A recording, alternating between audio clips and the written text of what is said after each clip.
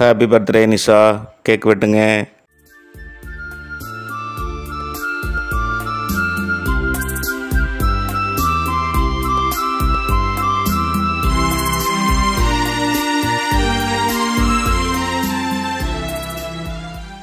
செல்வி, எங்கம்மா போகிற? வேகமாக போகிற மாதிரி இருக்கு.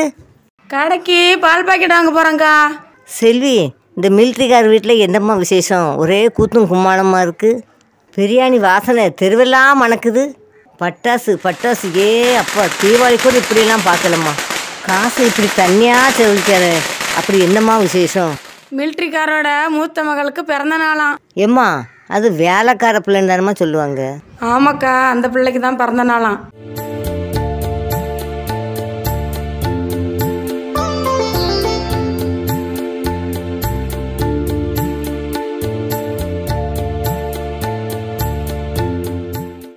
வேலைக்கார பிள்ளைக்காம்மா இவ்வளவு செலவு பண்ணி பிறநாள் கொண்டாடுதாங்க? ஏக்கா, அது ஒரு பெரிய கதைக்கா. அது என்னம்மா கதை? கொஞ்சம் விவரமாக தான் சொல்ல. இந்த மிலிட்ரிக்கார் இருக்காருலக்கா, அவர் கல்யாணம் ஆன புதுசில் புருஷனை முன்னாடி எங்கேயோ டூர் போனாங்களாம். யாரோ ஒருத்தங்க பொம்பளை பிள்ளைய ரயிலில் தவற விட்டுட்டு போயிட்டாங்களாம். அப்போ அந்த பிள்ளைக்கு ஒரு 2 வயசு இருக்கும் போல இருக்கு. இவங்க நாங்கள் போலீஸில் தகவல் கொடுத்துட்டு தான் பிள்ளைய கொண்டு வந்தேன்னு சொல்லுதாங்க. உண்மைன்னு யாருக்கு தெரியும்? எல்லாம் கடவுளுக்கு தான் தெரியும். நிஷா எங்கள் பிள்ளைன்னு சொல்லுவாங்கக்கா. ஆனால் வேலைக்காரியத்தான் வச்சுருக்காங்க. ஆனால் ஊர் உலகத்தில் நிஷா தான் எங்கள் மூத்த பிள்ளைன்னு சொல்லி பெருமையாக பேசிக்கிறவாங்க. இது வரைக்கும் இந்த பிள்ளைக்கு பிறந்தநாளே கொண்டாடினது இல்லைக்கா. என்றைக்குமே இல்லாத கூத்தா இன்றைக்கி பிறந்தநாள் கொண்டாடுதாங்க. ஒரே ஆட்டம் பாட்டமாக இருக்குது. என்ன நடந்ததுன்னே தெரியல. வாங்க, என்னதான் நடந்ததுன்னு பார்ப்போமே. பிள்ளைங்க வர்ற நேரம் ஆயிடுச்சு, இன்னும் பிள்ளைங்கள காணுமே. டைம் ஆயிட்டுமா, இப்போ வந்துடுவாங்க.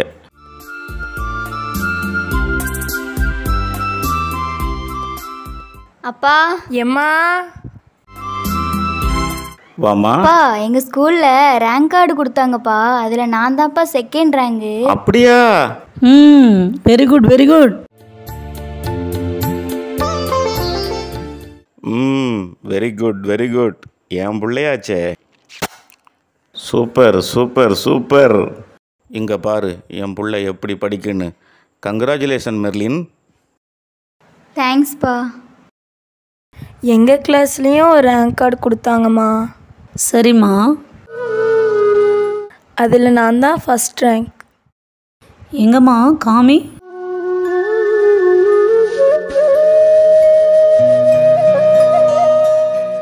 ரொம்ப சந்தோஷமா. நல்லா படிக்கணும்னு. ஏங்க, நிஷா கிளாஸ்லேயும் ரேங்க் கார்டு கொடுத்தாங்களாம். அவள் தான் ஃபஸ்ட்டாக வந்திருக்கிறாளாம் பாருங்க. சரி, இந்தா.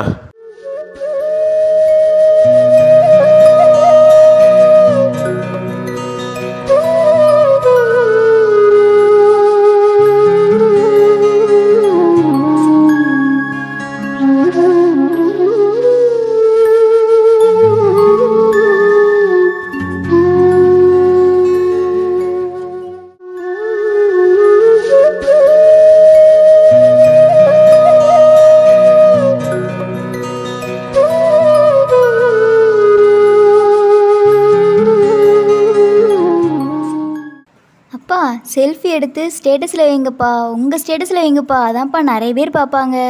வச்சிருவோம்.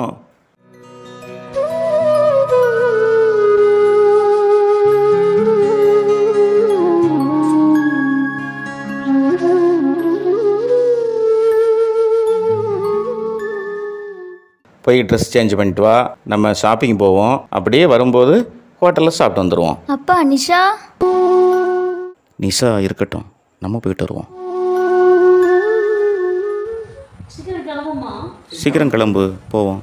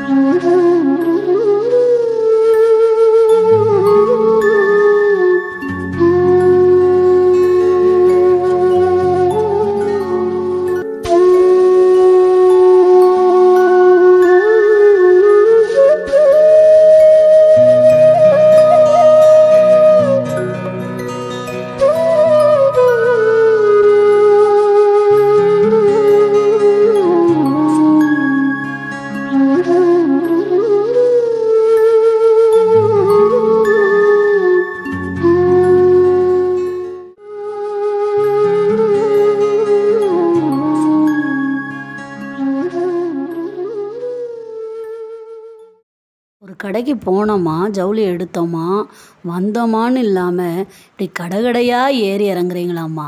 ஒரே தலைவலியாக இருக்குது. நிஷா இங்கே பாரு, அம்மாவுக்கு புடவை. இந்தா பாத்தியா, நல்லா இருக்கா? அம்மா உங்களுக்கு புடவை நல்லா இருக்குமா?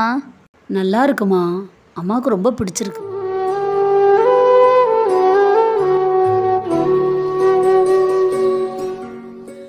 நிஷா, அப்பாவுக்கு ராம்ராஜ் வேஷ்டி எடுத்திருக்கு நிஷா, நல்லா இருக்கா? இந்தாங்கம்மா, இதை வைங்க.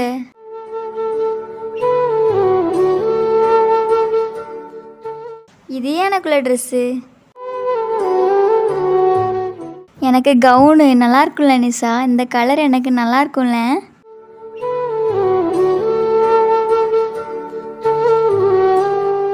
நிஷா, உனக்கு ட்ரெஸ் எடுக்க மறந்தே போயிட்டோம் நிஷா. கடையில் வச்சு உன் ஞாபகம் வரவே இல்லை நிஷா. அப்புறம் வர்ற வழியில் தான் உனக்கு ட்ரெஸ் எடுத்துகிட்டு வந்தோம்.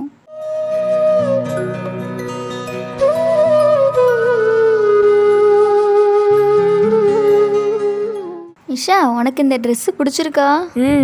நல்லா இருக்கு.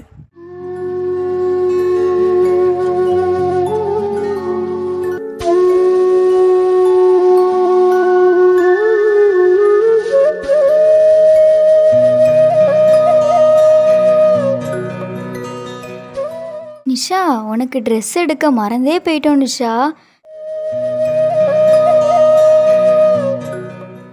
அம்மா, இன்னைக்கு சாப்பிட போன ஹோட்டல் சூப்பராக இருந்துச்சுமா. அங்கே கிரில் சிக்கன் செம்ம டேஸ்ட்டாக இருந்துச்சுமா. நிஷா, உனக்கு ட்ரெஸ் எடுக்க மறந்தே போயிட்டோம் நிஷா. நிஷா, உனக்கு ட்ரெஸ் எடுக்க மறந்தே போயிட்டோம் நிஷா.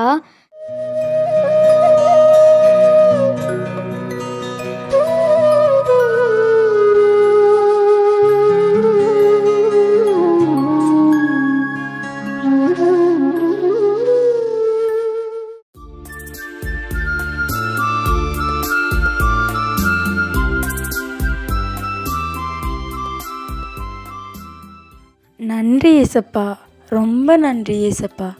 யார் என்ன மறந்தா என்ன ஏசப்பா, நீங்கள் என்ன மறக்கலைல்ல. எனக்கு அது போதும்ப்பா, எனக்கு அது போதும்ப்பா, எனக்கு அது போதும்ப்பா.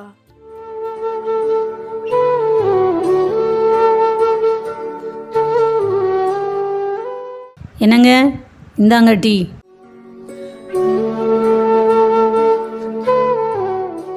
என்னங்க, நான் உங்கள்கிட்ட ஒன்று பேசணும். என்னம்மா, என்ன பேச போகிற? அது ஒன்றும் இல்லைங்க, ஊருக்குள்ளே எல்லாரும் பேசிக்கிறாங்கங்க. நிஷாவை ஒரு மாதிரியும் மெர்லினை ஒரு மாதிரியும் பார்க்குறோன்னு மற்றவங்க சொல்கிறாங்கங்க. சரி, நிஷாவை வேலைக்கார பிள்ளையாக வச்சுருக்கோன்னு பேசிக்கிறாங்களாம். ஏம்மா இப்படி பேசுகிறாங்க? 2 பிள்ளைகளையும் ஒரே ஸ்கூலில் தான் படிக்க வச்சுருக்கோம். நம்ம என்ன சாப்பிட்றோமோ அதைத்தான் நிஷாவுக்கும் கொடுக்குறோம். எதை வச்சு சொல்கிறாங்க வேலைக்காரியாக வச்சுருக்குறோன்னு சொல்லி? நீங்கள் சொல்கிறது கரெக்டுங்க. நம்ம சாப்பிட்ற சாப்பாடு தான் கொடுக்குறோம். மெர்லினையும் நிஷாவையும் ஒரே ஸ்கூலில் படிக்க வைக்கிறோம். அதெல்லாம் கரெக்டுங்க. மற்றவங்க சொல்கிறது இருக்கட்டுங்க, எனக்கே நல்லா தெரியுது. முதல்ல நீங்கள் நிஷா மேலே காட்டின அன்பு வேறு. மெர்லி நமக்கு பிறந்ததுக்கப்புறம் நீங்கள் நிஷாவை பார்க்கறது வேறு மாதிரி இருக்குது. ஆனால் நிஷாவும் கூட உங்கள் அன்புக்காக ரொம்ப ஏங்குறாங்க. அது எனக்கு நல்லாவே தெரியுதுங்க. அது எனக்கே தெரியுதுமா. மெர்லின் பிறந்ததுக்கப்புறம் நிஷா மேலே உள்ள அன்பு குறைஞ்சிட்டு. நானே பல நேரம் நினச்சிருக்கேன், நம்ம ஏன் இந்த பிள்ளைய மட்டும் நேசிக்கிறோம், அந்த பிள்ளைய நேசிக்கலை, இதெல்லாம் நினச்சிருக்கேன். என்னை கொஞ்சம் மாற்றிக்க முயற்சி பண்ணணும், அதான் சரி. நீங்கள் உங்களை மாற்றிக்கோங்க.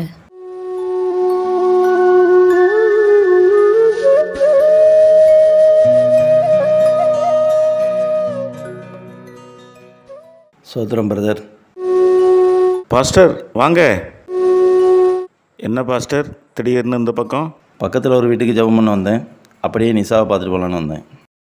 எங்கே பிரதர், பிள்ளைகளெல்லாம் காணோம். நிஷாவுக்கு கொஞ்சம் உடம்பு சரியில்லை, காய்ச்சல் மாதிரி இருந்தது. அதான் டாக்டர்கிட்ட கூட்டிகிட்டு போயிருக்காங்க. அதான் நேற்று சண்டே கிளாஸ்க்கு வரலையா? ஆமாம் ஆமாம். பிரதர், நீங்கள் ஆண்டவரை ஏற்றுக்கொள்ளலைன்னாலும் பிள்ளைகளை சண்டே கிளாஸுக்கு அனுப்புகிறீங்க. ரொம்ப சந்தோஷமாக இருக்குது. பாஸ்டர், யாரும் எந்த மதத்தை பின்பற்ற மதத்தை பரப்பவும் இந்திய அரசாங்கமே அனுமதி கொடுத்துருக்கு. அரசாங்கம் கொடுத்துருக்கிற சுதந்திரத்தை பறிக்கிறதுக்கு எனக்கு என்ன உரிமை இருக்குது? அதனால் நான் பிள்ளைகளை தடுக்கிறதில்ல. அது அவங்க சுதந்திரம். பிரதர், நான் ஒன்று கேட்குறேன், தப்பாக நினச்சிக்கிடாதீங்க. உங்களுக்கு 2 பிள்ளைங்க தானே? வெளியில் ஒரு பிள்ளை தான் உங்கள் பிள்ளைன்னு பேசிக்கிறாங்க. அது உண்மைதான் பாஸ்டர். ஒரு 12-13 வருஷத்துக்கு முன்னாடி நாங்கள் ஒரு வெளியூருக்கு போயிருந்தோம். அப்போது ரயில்வே ரயிலில் ஒரு குழந்தை அழுதுகிட்டே நின்றுக்கிட்டு இருந்தது. அந்த குழந்தைக்கு 2 வயசு இருக்கும். யாருமே பெற்றவங்க தேடி வரலை. நாங்கள் போலீஸில் தகவல் கொடுத்துட்டு பிள்ளையை நாங்கள் கூட்டிகிட்டு வந்துட்டோம். யாருமே எங்களை தொடர்பு கொள்ளலை. நாங்களே எங்கள் பிள்ளையாக அதை வளர்க்குறோம். அந்த பிள்ளை தான் நிஷா. பிரதர், நீங்களும் சர்ச்சுக்கு வரலாம்ல? பாஸ்டர், எனக்கு இயேசுவின் போதனைகள் ரொம்ப பிடிக்கும். ஆனால் இயேசுவை தெய்வமாக ஏற்றுக்கொள்கிறதுக்கு எனக்கு விருப்பம் கிடையாது. சிலுவையில் 3 ஆணிகளை பிடுங்கி போட்டுட்டு தப்பிக்க முடியாதவரை நீங்கள் எப்படி தெய்வம்னு நம்புறீங்க? என்ன பாஸ்டர், சத்தத்தையே காணோம்? இயேசு 3 ஆணியை பிடிங்கி போட முடியாமலாம் இல்லை பிரதர். ஆனால் அவரால் முடியல பிரதர். என்ன பாஸ்டர், வரும் ஆனால் வராதுங்கிற மாதிரி காமெடிலாம் பண்ணுறீங்க. காமெடியெல்லாம் பண்ணலை பிரதர். இயேசுவுக்கு 3 ஆணியை பிடிங்கி போகிறது பெரிய விஷயமே இல்லை. ஆனால் என் மேலே வச்ச அன்புனால் அவரால் முடியாமல் போச்சு. அன்னைக்கு இயேசு 3 ஆணியை பிடுங்கி போட்டு தப்பிச்சிருந்தாங்கன்னா இன்றைக்கி நான் உங்கள் முன்னாடி இருந்திருக்க மாட்டேன்.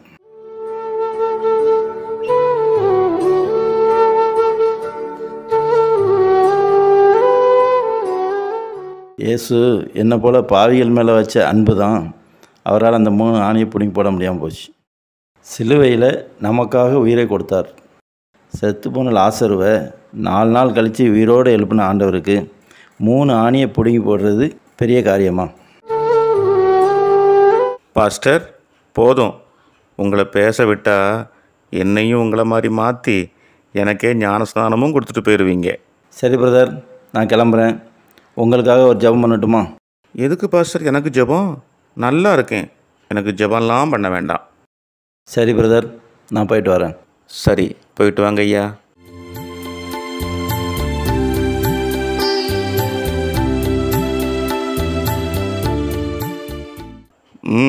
சூப்பராக இருக்குது, சாப்பிடுங்க. நிஷா, அந்த கிண்ணத்தில் இருக்கிற சிக்கன் 65 எடுத்துகிட்டு வாமா. மறந்தே போயிட்டேம்மா.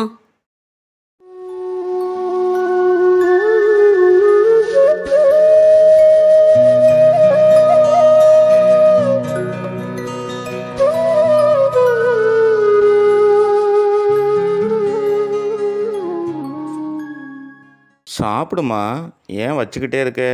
சாப்பிடுமா. போதும்ப்பா, எனக்கு பசியே இல்லைப்பா. சாப்பிடு செல்லம். போதும்ப்பா.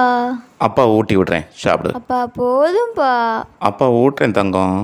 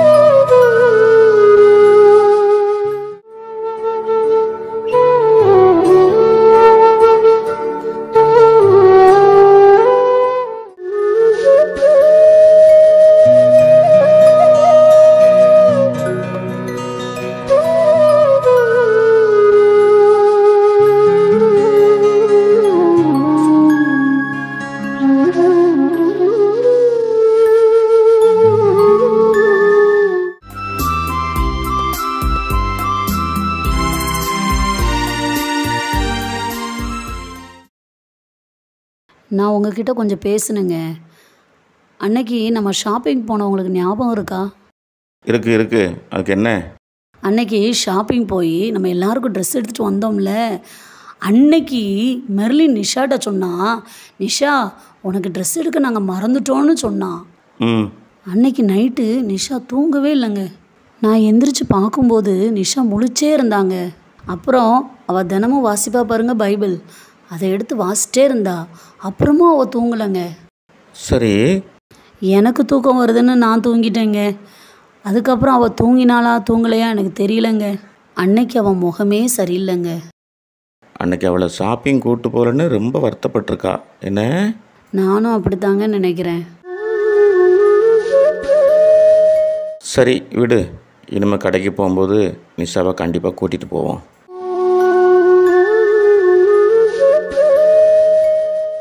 என்னங்க உங்கள் கழுத்தில் ஏதோ வெள்ளை வெள்ளையாக இருக்குங்க, என்னங்க இது? என்னது வெள்ளை வெள்ளையாக இருக்கா? ஆமாங்க, வெள்ளை வெள்ளை தழும்பாக இருக்குங்க. இந்த பாருங்க இங்கெல்லாம் இருக்குங்க. ஏங்க உங்களுக்கு ஏதாவது வலி இருக்குதா?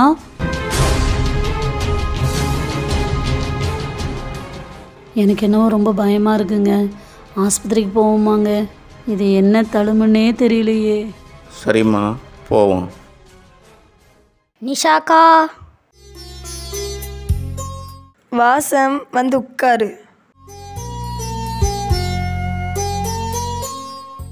ஏக்கா சண்டே இங்கிலீஷ்க்கு டைம் ஆகிட்டு வாங்க சீக்கிரம் போவோம். கொஞ்சம் பொறு சாம். ஏக்கா நான் ஒன்று கேட்குறேன், நீங்கள் தப்பாக நினைக்க மாட்டீங்களா? என்ன சாம் கேளுப்பா. ஏக்கா உங்கள் அப்பாவுக்கு உடம்பு சரியில்லையாக்கா? இல்லையே, எங்கள் அப்பா நல்லா தான் இருக்காங்க. ஏன் சாம் எதுக்கு இப்படி கேட்குற? இல்லைக்கா எங்கள் தெருவில் எல்லாரும் ஒரு மாதிரி பேசிக்கிறாங்கக்கா. என்ன பேசிக்கிறாங்க? மிலிட்ரிக்கார அண்ணாச்சிக்கு குஷ்டோன்னு பேசிக்கிறாங்க. குஷ்டோன்னா என்னக்கா? சரி அதெல்லாம் விடு சாம், நம்ம சண்டே கிளாஸ்க்கு போவோமா? போவோம்க்கா.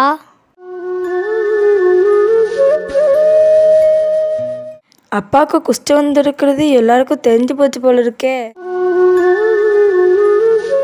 எல்லாரும் அப்பாவே மிலிட்ரிக்காரன்னு சொல்லும்போது நம்மளுக்கே சந்தோஷமாக இருக்கும்.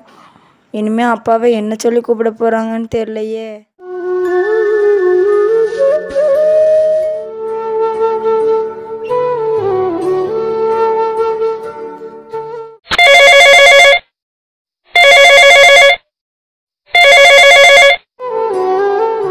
ஹலோ, யார் பேசுகிறீங்க? மேடம் நான் நிஷாவோட டீச்சர் பேசுகிறேன். நிஷாவோட டீச்சரா? என்ன டீச்சர்? மேடம் உங்கள் வீட்டுக்கு வரலான்ட்டு இருக்கிறேன். வீட்டுக்கு வர்றீங்களா?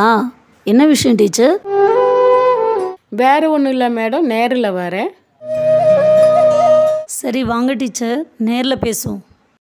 சரி மேடம், இப்போ கிளம்பி வரேன்.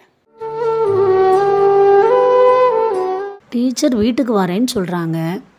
என்னவா இருக்கும்? நிஷா சேட்டை பண்ணுற பிள்ளையும் கிடையாது, நல்லா படிக்கிற பிள்ளையாச்சே. என்னவா இருக்கும்? வாங்க டீச்சர் வாங்க.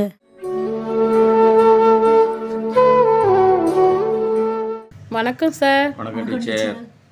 டீச்சர் என்ன விஷயமா எங்களை பார்க்க வந்தீங்க? நிஷா விஷயமாக தான் பேச வந்திருக்கேன் மேடம். என்ன நிஷா விஷயமாவா? நிஷா நேற்று ஸ்கூல் மொட்டை மாடியில் மயங்கி விழுந்து. என்ன மயங்கிட்டாளா? என்ன டீச்சர் மயங்கி விழுந்துட்டாளா? மொட்டை மாடியில் மத்தியான வெயிலில் மயங்கி விழுந்து கிடந்தா. மத்தியான வெயிலில் மொட்டை மாடிக்கு எதுக்கு டீச்சர் போனா? எதுக்கு? ஆமாம் மேடம், நானும் விசாரித்தேன். அதுக்கு நிஷா என்ன சொன்னா டீச்சர்? எங்கள் அப்பாவுக்கு உடம்புக்கு சரியில்லை, அதனால தான் ஃபாஸ்டிங் இருந்து ஜெபம் பண்ணுறேன்னு சொன்னான்.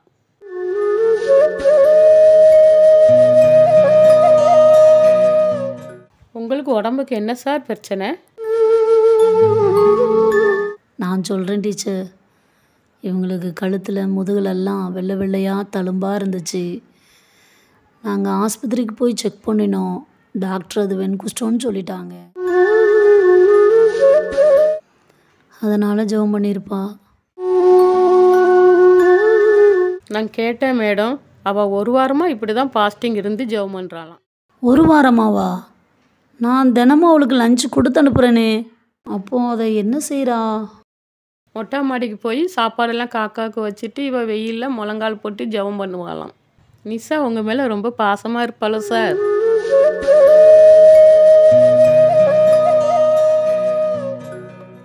ஜெபம் பண்ணுறது நல்லது தான், அவள் உடம்பையும் பார்த்துக்கணும்ல சார். சரி டீச்சர், ரொம்ப நன்றி. நான் நிஷா கிட்ட பேசுகிறேன் டீச்சர். சரி மேடம், நான் வரேன். நிஷாவை நல்லா கவனிச்சுக்கோங்க. நர்ஸ், அடுத்த பேஷண்ட் வர சொல்லுங்க. வாங்க சார், உட்காருங்க. சொல்லுங்க, உங்களுக்கு என்ன பிரச்சனை? சார், இவங்க என் ஹஸ்பண்ட் சார். இவங்களுக்கு முதுகில் பின்கழுத்தில் வெள்ளை வெள்ளையாக தழும்பாக இருக்குதுங்க சார். ஆரம்பத்தில் 1-2 தழும்பு தான் இருந்துச்சு சார். இப்போ உடம்பு முழுசும் பரவிட்டுங்க சார். வெள்ளை வெள்ளையாக தழும்பாக இருக்குதுங்க சார். எவ்வளோ நாள் அந்த பிரச்சனை இருக்குது? 2-3 மாதமாக இருக்குது டாக்டர். நாங்கள் சென்னையிலையும் நிறைய ஆஸ்பத்திரியில் பார்த்துட்டோம், வேலூர் ஆஸ்பத்திரிக்கும் போய் பார்த்தோம், யாருமே சுகப்படுத்த முடியலை. சித்த மருத்துவம்லாம் பார்த்தோம், ஒன்றும் சுகமாகலை. மதுரைக்கு போய் பாருங்கன்னு சொல்லி 2-3 பேர் சொன்னாங்க. அதான் அவங்கள பார்க்க வந்தோம் டாக்டர். சரி சார், சட்டையை கழட்டுங்க, பெஞ்சில் படுங்க, பார்ப்போம். சார், இது உடம்பு ஃபுல்லாக பரவிட்டு இது ஒன்றுமே செய்ய முடியாது, இன்னும் அதிகமாக பரவத்தான் செய்யும். இது வேறு ஒன்றும் பிரச்சனை கொடுக்காது, உயிருக்கு ஆபத்து வராது. சீக்கிரமாக இது உங்கள் முகத்துக்கும் பரவும். டாக்டர், இதுக்கு வேறு வழியே இல்லையா? முகத்துலலாம் பரவிட்டுனா ரொம்ப அசிங்கமாக இருக்குமே டாக்டர், வெளியே தலை காட்ட முடியாதே டாக்டர். உங்கள் உடம்பு முழுசும் கூட வெள்ளையாக மாறுறதுக்கு வாய்ப்பு இருக்குது.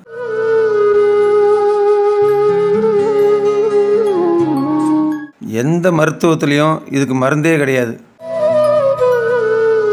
ஊருக்குள்ளே எல்லாரும் மிலிட்ரிக்கார்னு சொல்லும்போது கேட்குறதுக்கே பெருமையாக இருக்கும். இனிமேல் எந்த முகத்தை வச்சுட்டு நான் நடமாடுறது? குஷ்டம் பிடிச்சவேன்னு சொல்லுவாங்களே. சார், ரொம்ப ஃபீல் பண்ணாதாங்க சார். நம்ம நாட்டிலையே பெரிய பெரிய பதவியில் இருக்கிறவங்க கூட இந்த நோய் இருக்குது.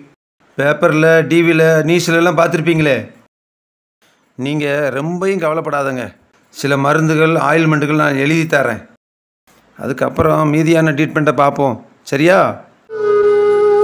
சார், அமெரிக்கா, லண்டன் இப்படி வெளிநாட்டுக்கு போனால் சுகப்படுத்தலாமா டாக்டர்?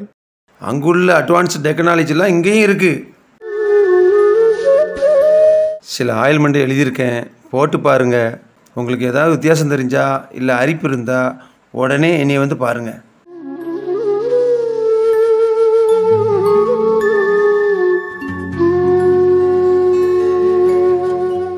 அப்போ நாங்கள் போயிட்டு வரோம் டாக்டர். போயிட்டு வாங்க. நான் சொன்னதை ஃபாலோ பண்ணுங்கள், எதுக்கும் கவலைப்படாதங்க. அம்மா, அப்பா கூட்டு மதுரைக்கு போனீங்களம்மா, டாக்டர் என்னம்மா சொன்னாங்க? இங்கே சொன்ன மாதிரியே அங்கேயும் சொன்னாங்கம்மா. இது சரியாகாதாம்மா, இதுக்கு மாத்திரை மருந்தே இல்லையாம்மா. என்ன செய்கிறதே தெரியலம்மா. ஏம்மா, நான் கூகுளையும் சர்ச் பண்ணி பார்த்தேம்மா, இதுக்கு மருந்தே இல்லைன்னு சொல்கிறாங்க. இது மேலும் மேலும் பரவுந்தாம்மா சொல்கிறாங்க. டாக்டருமே அதை தாம்மா சொன்னாங்க, இதுக்கு வேறு ட்ரீட்மெண்ட்டே இல்லையாம்மா. அதான் என்ன செய்கிறதுனே தெரியல. ஏம்மா வீணாக கவலைப்படுறீங்க? மருத்துவரால் கைவிடப்பட்ட எத்தனையோ பேரை ஏசப்பா குணமாக்கியிருக்காங்கம்மா. நம்ம பாஸ்டரை கூட்டு ஜெபம் பண்ணுவோம்மா, ஏசப்பா கண்டிப்பாக சுகம் தருவாங்க. அப்பாவுக்கு கடவுள் நம்பிக்கையே இல்லையம்மா. இதை சொன்னால் அப்பா நம்புவாங்களா தெரியலையம்மா. வேணா நான் சொல்லி பார்க்குறேம்மா. நீ இவ்வளவு உறுதியாக சொல்கிறதுனால நான் அப்பாட்ட பேசி பார்க்குறேம்மா. அப்பா ரொம்ப வேதனைப்படுறாங்கம்மா. அப்பா, தயவு செஞ்சு நான் ஒன்று சொல்கிறேன், கேட்கீங்களா? என்னம்மா? நம்ம பாஸ்டரை கூட்டு ஜெபம் பண்ணுவோம்ப்பா, ஏசப்பா கண்டிப்பாக சுகம் தருவாங்க. பாஸ்டர் பேர் என்னம்மா? பாஸ்டர் பேர் எலிசாப்பா.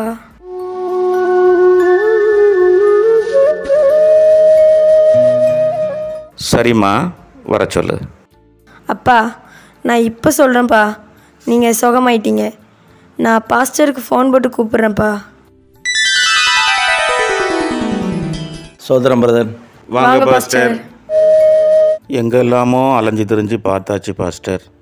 லட்சக்கணக்கில் பணத்தையும் செலவு பண்ணியாச்சு. கொஞ்சம் கூட சுகமாகலை பாஸ்டர். நிஷா தான் சொன்னா, பாஸ்டரை வர சொல்லி ஜெபம் பண்ணுவோம், ஏசப்பா சுகம் கொடுப்பாருன்னு சொன்னா. அதான் உங்களை வர சொன்னேன் பாஸ்டர். சரி பிரதர், ஜெபம் பண்ணுவோமா? பண்ணுங்க பாஸ்டர். நான் ஒரு வசனம் சொல்லுவேன், அதை நீங்கள் 7 முறை சொல்லணும். இயேசுவே, உமக்கு சித்தமானால் என்னை சுத்தமாக்கும். இது என்ன பாஸ்டர் புதுசாக இருக்குது? வசனம் சொன்னால் எப்படி பாஸ்டர் நோய் சுகமாகும்?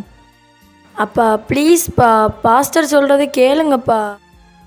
என்ன நிஷா, நீயும் பைத்தியம் மாதிரி பேசிக்கிட்டு இருக்க. வசனத்தை சொன்னால் எப்படி நோய் குணமாகும்? அவரோட இயேசு சாமியை கும்பிட்டு தொட்டு தடவி ஜெபம் பண்ணால் ஒருவேளை வியாதி சுகமாகலாம். அதில் ஒரு லாஜிக் இருக்குது. அப்பா, அப்போ உங்களை தொட்டு தடவி ஜெபம் பண்ணாதான் நீங்கள் நம்புவீங்களாப்பா? நான் அப்படித்தான் நினச்சிருந்தேன். அப்பா, உங்கள் கையில் குஷ்டம் இருக்குது. உங்களை தங்கத்தில் கை செஞ்சு காணிக்கையாக வைக்க சொன்னால் நீங்கள் செய்வீங்க தானேப்பா? ஆமாம், கண்டிப்பாக செய்வேன். காசா இல்லை?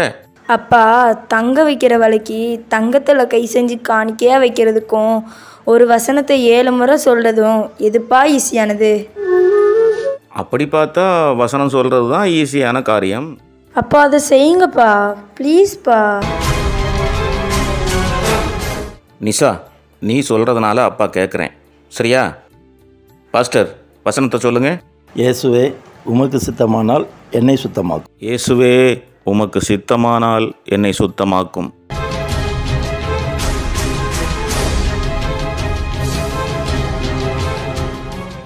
ஆறு முறை சொல்லியாச்சு. 7வது முறையும் சொல்லுங்கப்பா, ப்ளீஸ்ப்பா. இயேசுவே, உமக்கு சித்தமானால் என்னை சுத்தமாக்கும். அப்பா, குஷ்டம் மறைஞ்சிருச்சுப்பா, நீங்கள் சுகமாயிட்டீங்கப்பா. மனிஷா, ஆச்சரியமா இருக்குமா? நீ கும்பிட்ட தெய்வம் தாம்மா உண்மையான தெய்வம். இயேசு உயிருள்ள தெய்வம்மா. எல்லாமே சுகமாயிட்டுமா. ரொம்ப நன்றி பாஸ்டர். நீங்கள் நல்லா இருக்கணும் பாஸ்டர். இயேசுவுக்கு நன்றி சொல்லுங்கள்.